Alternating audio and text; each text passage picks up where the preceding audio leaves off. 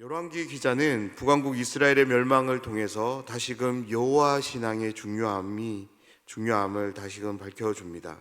그것은 하나님께서 주신 말씀들에 순종하며 그 말씀들을 통해 하나님만을 섬기는 것, 그것이 하나님이 이스라엘 백성들에게 원하시는 것이라고 소개합니다. 가슴 아프게도 북왕국 이스라엘은 여호와 신앙을 지키는 데 실패합니다. 북왕국 이스라엘이 유지된 기간은 약 250년이라는 긴 세월이었습니다. 그 기간 동안 무려 19명이나 되는 왕들이 세워졌습니다. 그런데 단 한 명의 왕도 하나님을 온전히 섬김으로 인해 하나님 앞에서 정직히 행했다는 그런 평가를 받은 왕이 없었습니다. 하나님을 백성들에게 드러내 보여줘야 할 왕이 그러한데 백성들의 삶은 어떠했을까요? 백성들 역시 왕을 따라 하나님이 아닌 우상을 섬기는 데 열심을 내었습니다.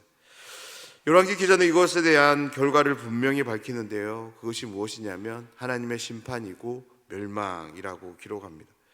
북왕국 이스라엘은 하나님 앞에서 불순종, 배역함을 보이며 심판, 멸망으로 나아갑니다. 그런데 그때 남왕국 유다에는 어떤 일이 일어나냐면 이스라엘 역사 전체를 통틀어 전무후무한 종교개혁이 일어납니다. 그렇습니다. 오늘 말씀은 북왕국 이스라엘로부터 그토록 찾으셨던 여호와 신앙, 그 신앙을 하나님께 올려드린 한 사람에 대한 이야기를 우리가 함께 살펴보려 했는데요, 그 사람은 바로 히스기야라는 왕입니다.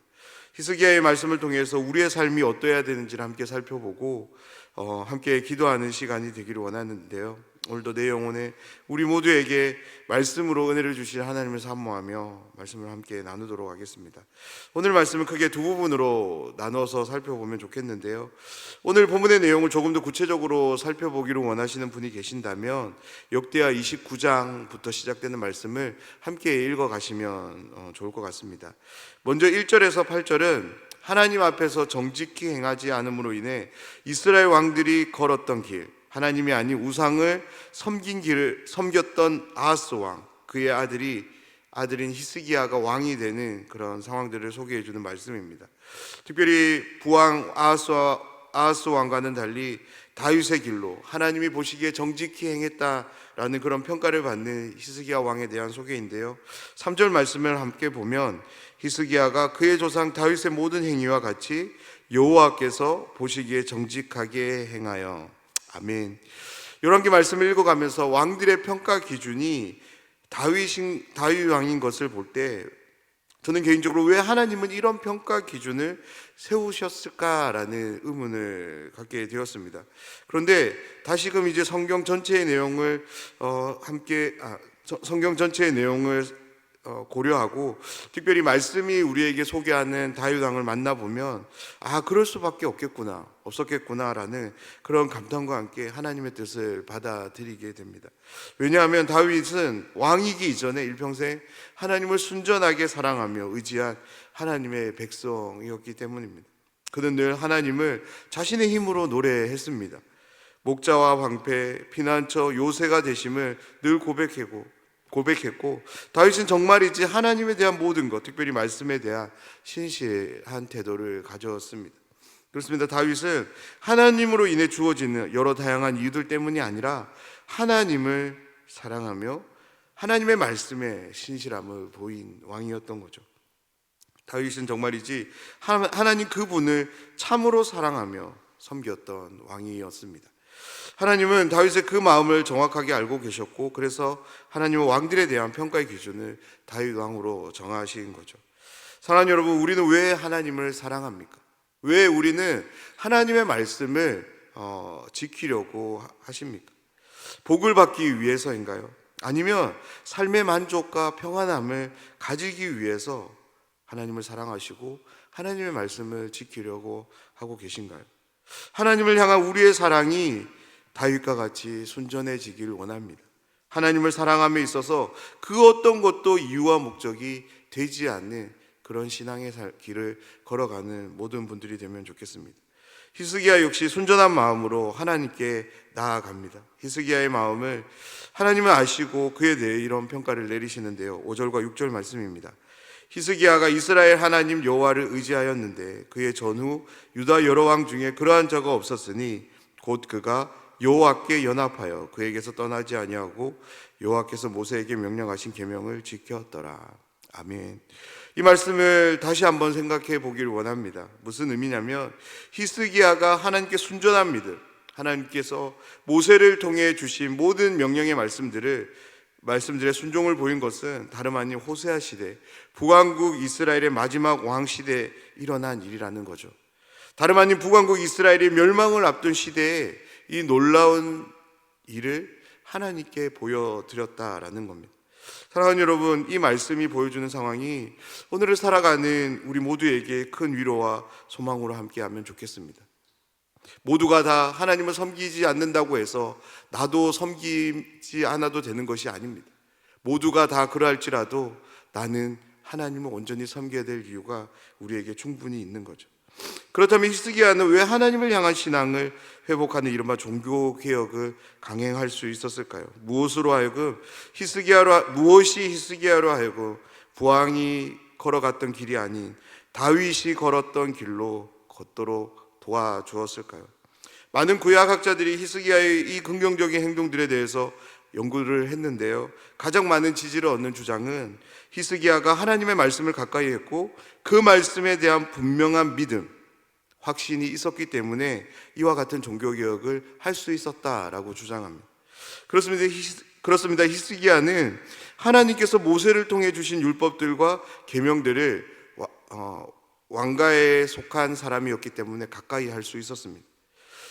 그런 말씀들을 통해서, 율법들을 통해서 그는 하나님을 바라보았던 것입니다. 자신의 부왕이 멸망으로 나아가는 그 모든 과정들을 통해서 그는 말씀을 통해서 더욱더 하나님께 대한 확신을 가질 수 있었던 거죠. 어떤 확신입니까? 하나님의 말씀들, 율법과 계명들을 지키며 순종할 때 아버지가 경험했던 그 일이 아닌 하나님으로부터 답을 얻을 수 있는 길을 걸어갈 수 있다라는 확신이었던 거죠. 왕이 된 후 히스기야는 자신의 믿음의 근거에서 하나씩 이 종교개혁을 강행했던 것입니다. 4절 말씀을 보면 그가 여러 산당들을 제거하며 주상을 깨뜨리며 아세라 목상을 찍으며 모세가 만들었던 놋뱀을 이스라엘 자손이 이때까지 향하여 분향함으로 그것을 부수고 느우스단이라 일컬었더라. 4절에 나타난 히스기야의 종교개혁은 두 가지 방향으로 흘러가는데요, 먼저 외부에서 들어온 우상에 대한 개혁을 진행합니다. 그리고 다음으로 내부에 있었던 우상에 대한 개혁을 진행합니다. 흥미로운 것은 히스기야 시대까지 모세가 만들었던 이 놋뱀이 이스라엘 백성들이 이제 간직했던 것을 보게 되는데요, 히스기야는 그것이 모세가 만든 것이지만 과감하게 부셔버립니다. 왜냐하면 히스기야에게 있어서 하나님은 모세보다 더 중요한 분이셨기 때문입니다. 4절 말씀을 보면 그것을 부수고 느우스단이라 불렀다고 기록하는데요, 느우스단이라는 이 단어는 두 단어가 합쳐진 단어입니다. 노시라는 이제 네오셰트라는 단어와 뱀이라는 나하시, 이 두 단어가 이제 합쳐져서 느우스단이라는 단어가 만들어졌는데 본래적인 발음은 네우셰탄입니다. 조금 더 이해를 돕기 위해서 이 말씀을 조금 더 드리면 한글 성경은 이 구절을 연속적으로 번역합니다. 그래서 한글 성경을 그냥 가만히 읽어보면 히스기야가 놋뱀을 부셨고 그 부순 것에 대해서 느후스단이라고 부른 것처럼 이해가 됩니다. 그런데 본래적인 의미는 이 느후스단이 왜 부셔져야 되는지에 대한 이유를 밝히기 위해서 삽입절로 이렇게 불려졌다라는 이 말이 들어갑니다. 이게 무슨 말이냐면 이 당시 사람들이 과거의 일들, 모세를 통해서 되어진 이 일을 기억하고 여전히 이 놋뱀을 숭배하기 위해서 쳐다보았다라는 거죠. 그때 이 놋뱀을 사람들이 무엇이라고 불렀냐면 느후스단이라고 부르며 숭배했던 것입니다. 다시 말해서 이 청동으로 만든 이 뱀 형상을 느후스단이라는 이름으로 불려졌고, 그로 인해서 이 당시까지 이스라엘 백성들 사이에서 느후스단이라는 이름을 가진 우상이 되었던 것입니다. 그래서 히스기야는 용기를 내서 이것을 부셔버립니다. 열왕기 기자는 히스기야에 대해 이런 평가를 또 기록하는데요, 7절 말씀을 보면 여호와께서 그와 함께 하심에 그가 어디로 가든지 형통하였더라. 저가 아수르 왕을 배반하고 섬기지 아니하였고. 열왕기 기자는 히스기야의 믿음을 내부로만 국한시키지 않고 외부로도 이제 향하는 것을 보여줍니다. 무엇을 소개하냐면 그가 아수르 왕을 섬기지 않았고 아수르 왕을 배반하고 섬기지 않았다라고 기록합니다. 이 당시 고대 근동의 패권은 아시리아라는 큰 제국이 잡고 있었습니다. 그런데 하나님을 의지한 히스기야는 그러한 세상 정세에 관심을 두지 않았다라는 거죠. 오로지 하나님만을 바라보며 하나님의 통치와 다스림에 히스기야는 나아갔던 것을 보여줍니다. 그런 그가 이제 한 가지 행동을 통해서 우리가 확인할 수 있는데요. 그의 믿음을 확인할 수 있는데요. 그것은 바로 블레셋을 정복한 상황을 통해서 그 믿음을 확인할 수 있습니다. 블레셋은 이 당시 아수르의 우호적인 그런 모습을 보인 나라였습니다.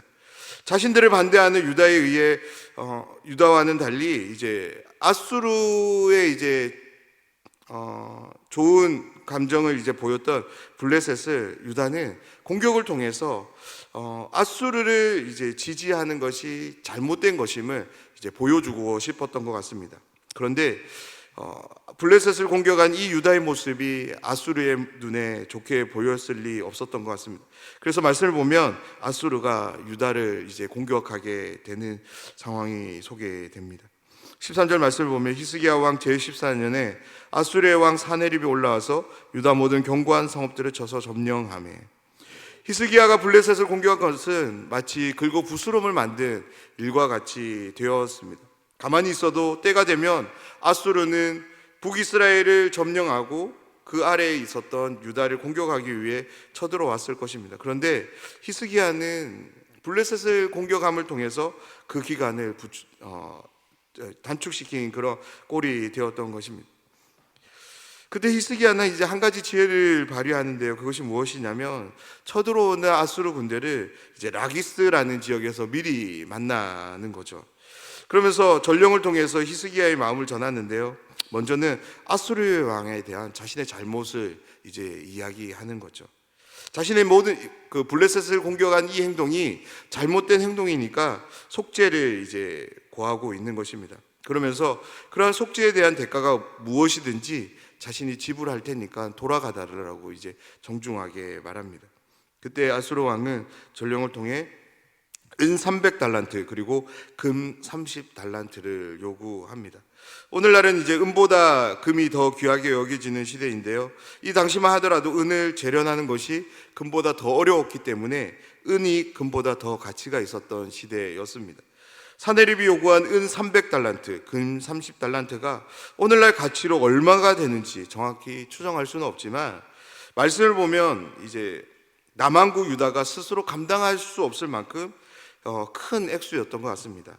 모든 것을 다 주고도 모자라서 히스기야가 무엇을 손대냐면 성전문과 기둥에 입혀진 이제 금까지 다 벗겨서 준 것을 볼 때 그것은 정말 이제 감당할 수 없었던 큰 액수였던 거죠. 오늘 말씀은 사네립의 모든 요구들에 순응하며 모든 것을 주는 것을 소개하며 말씀을 마치는데요. 사랑하는 여러분, 오늘 말씀을 보면서 우리가 두 가지를 한번 결단하기를 원합니다. 먼저는 하나님 앞에서 정직히 행함을 이제 우리가 함께 결단하면 좋겠습니다. 정직히 행한다는 것이 무엇일까요? 그것은 겉과 속이 같은 것을 말하는 거죠. 내가 믿는 바와 아는 바가 일치된 그런 삶을 살아가는 것입니다. 머리와 마음으로는 믿지만 행동으로 다른 모습을 보인다면 그것은 정직히 행하는 것이 아닙니다. 나에게 어떤 불이익이 주어진다 할지라도 정말로 내가 그것을 믿는다면 그 믿음을 우리는 행동으로 보여줄 수 있어야 됩니다. 다음으로는 하나님을 온전히 신뢰하기를 결단하면 좋겠습니다. 주변의 사람들이 뭐라 해도 세상이 뭐라 하든지 간에 하나님에 대한 정확한 마음, 흔들리지 않는 그 믿음이 우리 모두의 믿음이 되기를 간절히 소원합니다. 아하스 왕이 아무 이유 없이 하나님이 아닌 우상을 섬겼을까요? 그에게는 정말 이루 말할 수 없는 타당하고 합리적인 이유들이 충분했을 것입니다. 그러했기에 왕임에도 불구하고 하나님이 아닌 우상을 섬기던 거죠. 우리의 삶에 보여지는 여러 다양한 가치들이 있습니다. 사람들을 통해서 또한 세상을 통해서 우리에게 제시되는 많은 가치들이 있습니다. 그 가치들이 아무리 그럴듯해 보인다 할지라도 그것이 하나님의 말씀과 무관하다면 눈길조차 주지 않는 우리의 삶이 되기를 간절히 소원합니다. 혹 교회 모든 성도님들이, 심지어 장로님, 권사님, 목사님들조차도 다 그렇게 말하고 행동한다 할지라도 결코 그 믿음에서 흔들리지 않는 여러분들이 되시기를 부탁드립니다. 이스라엘이 멸망으로 나아갈 때 히스기야 한 사람이 하나님 앞에서 종교개혁을 강행했습니다. 사랑하는 여러분, 하나님께 기도하며 하나님만을 온전히 붙잡으시기를, 하나님만을 신뢰하며 하루하루를 살아가시기를 간절히 부탁드립니다. 하나님 앞에서 정직히 행하고 온전한 신뢰, 믿음을 통해서 하나님만을 바르고 온전하게 사랑하며 섬겨가는 모든 분들이 되셨으면 좋겠습니다. 그래서 하나님이 내려주시는 형통을 그냥 한순간이 아니라 오늘을 시작으로 남은 일평생 온전히 받아 누리며 살아가는 모든 분들이 되시기를 주님의 이름으로 축원합니다.